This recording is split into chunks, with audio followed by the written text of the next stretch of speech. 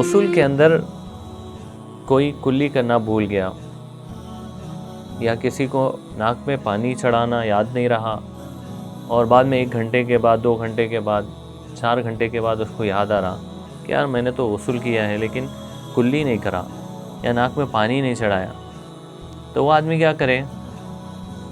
تو اس آدمی کے لیے شریعت نے حکم یہ دیا ہے کہ وہ کلی کر لے، ناک میں پانی چڑھا لے، پورا غسل دوبارہ کرنے کی ضرورت نہیں ہے۔ یہ آسانی ہے شریعت میں۔ حالانکہ غسل میں کلی کرنا، ناک میں پانی چڑھانا فرض ہے، فرض چھوڑ دیا اس نے، تو اس لیے کیا کرے؟ وہ فرض ادا کر لے تو غسل ہو جائے گا۔ ہاں اگر اس وقت میں نماز پڑھ لی تھی، یعنی کلی نہیں کر کے پورا غسل کیا اس نے، اور ظہر کی نماز کا وقت تھا، ظہر کی نماز پڑھ لی، نماز پڑھنے کے بعد یاد آ رہا کہ بھائی میں تو کلی نہیں کرا تھا، تو شریعت یہ کہہ رہی ہے کہ کلی کرے، کلی کر کے پھر سے ظہر کی نماز ریٹرن دوبارہ پڑھے، دوبارہ نماز پڑھے۔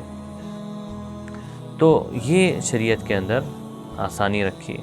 اسی طرح اگر جسم پہ کوئی حصہ سوکھا رہ گیا، یعنی پورا حصہ دھو لیے، یعنی غسل کرے اور یہ کونی کا اتنا حصہ سوکھا رہ گیا تھا، اب بال برابر جگہ بھی سوکھی رہے گی تو غسل نہیں ہوگا، تو اب کیا کرے؟ غسل کو لوٹائے؟ نہیں، شریعت یہ کہہ رہی کہ اب اتنا حصہ دھو لے، دھو کر غسل مکمل کر لے۔